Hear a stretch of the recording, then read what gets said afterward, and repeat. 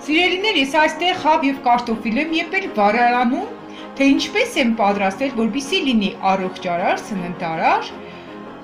Հիմա կցանկանամ, որպեսզի ձեզ մանրամասնորեն ցույց տամ։ Տեսքը այսպիսին է, զարդարել եմ պարտադիր կանաչեղենով, որպեսզի ավելի առողջարար վիտամիններով հարուստ լինի։ Իսկ թե ինչպես է եպվել, մանրամասնորեն պասուկ տնելու բոլոր բաների գործընթացը կտեսնեք հաջորդ տեսանյութում։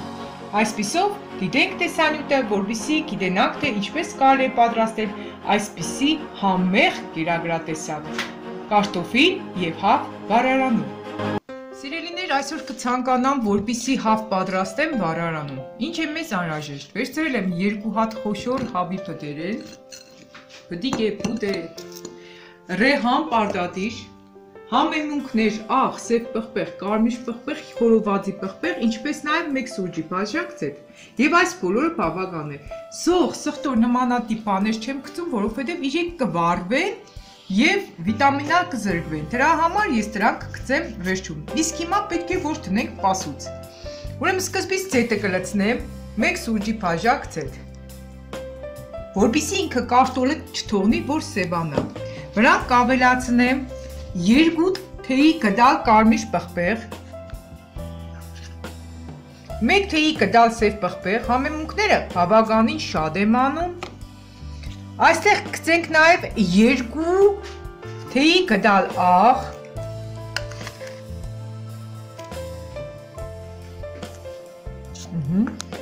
եւ խորովածի համեմունք, 1 թեյի գդալ, սա էլ խորովածի համեմունքն է, դրանից կլցնեմ։ Այստեղ կավելացնեմ նաև այս մսերը, բոլոր միասին եմ տնելու եւ ամենակարևորը ասեմ, շատ կարևոր է, որպեսզի լցնեք ռեհան, չորացած ռեհանը չափազանց համեղ է դարձնում խորովածը, այնպես որ խորոված արած ներողություն չորացրած ռեհան պարտադիր լցրեք, այսպես մանրեք, եթե թաց լինի ռեհանը, թարմ այդքան համ չի տա, ինչքան որ խորոված արած ռեհանը միանգամից համը կդարձնի յուրահատուկ։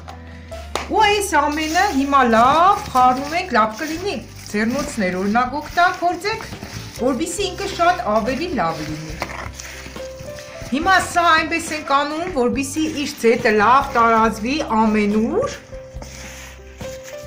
Սմետան չեմ ավելացնում, մյուս բաները չեմ ավելացնում, որպեսզի շատ յուղոտ չդարձնի։ Առանց այնը տեսեք ձետը տագն է, բավականին ձետ կա։ Այս միսն էլ քանի որ ինքը բութ է եւ շատ յուղ չկա, պարունակության մեջ դրա համար մի փոքր շատ լցրեցի ձետը։ Բայց եթե օրինակ այն մեծ կովը լինի, դրանից երբ որ կքնեք, այդ ժամանակ կարող եք պարզապես ձետը շատ քիչ օգտագործել, որպեսզի շատ յուղոտ չլինի։ Հետո մի բան էլ ասեմ, քանի որ մեր մսի կտորները խոշոր են, երկուսն են, բայց խոշոր են, եւ ես այս վիճակով եմ եպելու, դրա համար կարտոֆիլը չեմ մանրելու, որպեսզի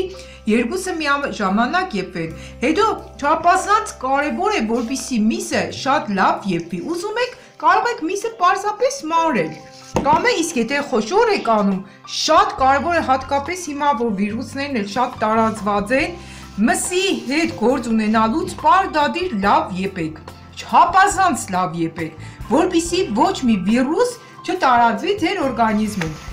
Ուրեմն սա արեցինք։ Հիմա ես էլ չեմ թողնում երկար բարակ մնա, որովհետև եպելուց ինքը անմիջապես կարող է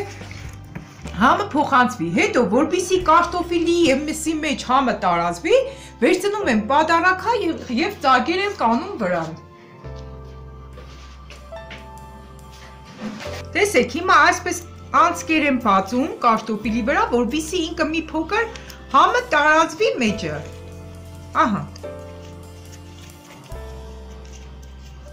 Ես ասեմ, կարտոֆիլն էլ որ աղում ենք, ինքը այսպես թե այնպես մի փոքր ավելի ուշ է եպվում, այնպես որ աղի դեպքում ուշ կեպվի եւ շատ երկուսն էլ հավասար համարյա կեպվեն։ Ընթացքում կտեսնենք ինչպես կստացվի։ Նմանապես միսն էլ կարող եք, մեր միսը չափազանց ծառած է, չեմ կարող ծագել։ Միսը եթե արդեն ձեր մոտ հալվել է, կարող եք մսի վրա էլ պատարակաղով անցքեր բացել, որպեսզի ինքը ամբողջությամբ ներծծվի, թեպետ ես եպվելու ընթացքում դա կանեմ։ Ահա, Հիմա բերում ենք վառարանից թավան, վերմոնջան թավան, ահա, և արդեն կարող ենք տեղափոխել վառարանի մեջ, հիմա այս ամենը կտեղափոխեմ թավայի մեջ, ահա, այսպես միանգամից կարող ենք պարզապես դադարգել, եթե ուզում եք կարող եք մի օր թողնել, քանի որ ես հիմա շտապ պատրաստում եմ հաց իմ ընտանիքիս անդամների համար, ես չեմ թողնում, եթե ուզում եք ավելի լավ մարինացվի, պասուս տնեք, կամ, ահա, դուք կարող եք մի փոքր ավելի երկար թողնել, այս հավերը մեջտեղ կտնեմ, որպեսզի ինքը ավելի շուտ, ավելի լավ եփվի, ահա, կարտոֆիլներն էլ, որոնք որ խոշոր են, պարզապես կարող եք մարել, ահա,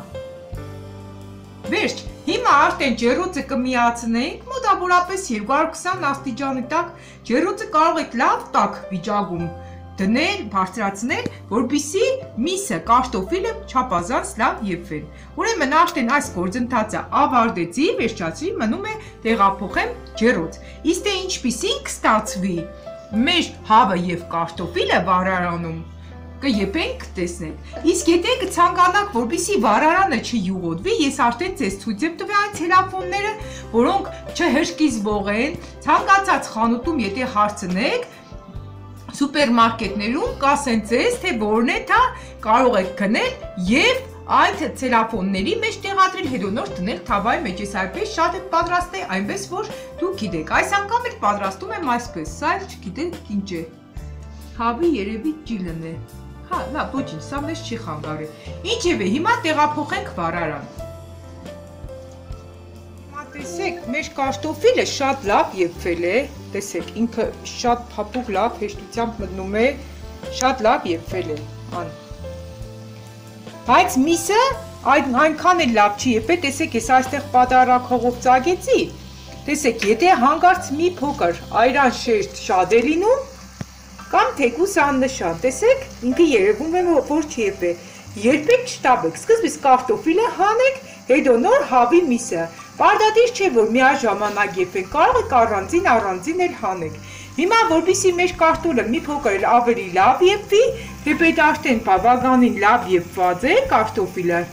բայց մի փոքր էլ կթողնեմ, որպեսզի ինքը ավելի համեղ փխրուն լինի։ Հետո նոր կհանեմ կարտոֆիլը, սկզբից հավը կթողնեմ, որպեսզի լավ մեջը եփվի։ Չենք շտապում, եթե պետք եղավ միսը կդրադենք, որպեսզի ավելի արագ ու ավելի շուտ եփվի։ Պարտադիրն այն է, որպեսզի հավը պարտադիր մեջը եփվի, հում չմնա որևէ հատված։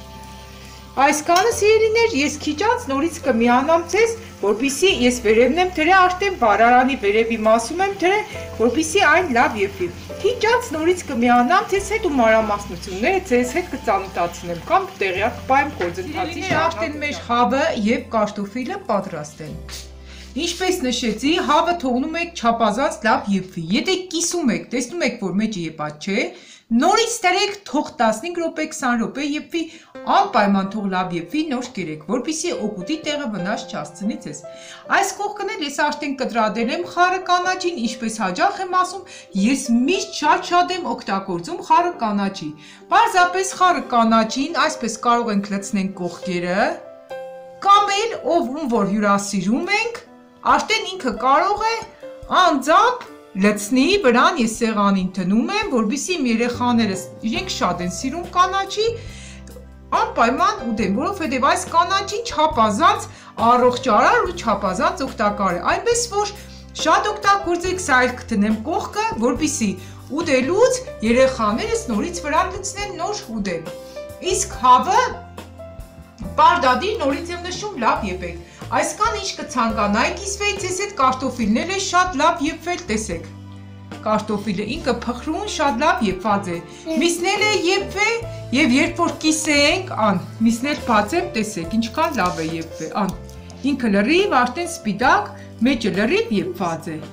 Այնպես որ այս տարբերակը կիրառեք անպայման եւ եփեք ամեն ինչ շատ լավ, նոր կերեք։ Այսքանը սիրելիներ, Ովքեր որ բաժանորդագրված չեն մեր ալիքում, բաժանորդագրվեք, սեղմեք զանգակի կոճակը, որպեսզի նմանատիպ օգտակար որևէ տեսանյութ բաց չթողնեք։ Ինչպես նաև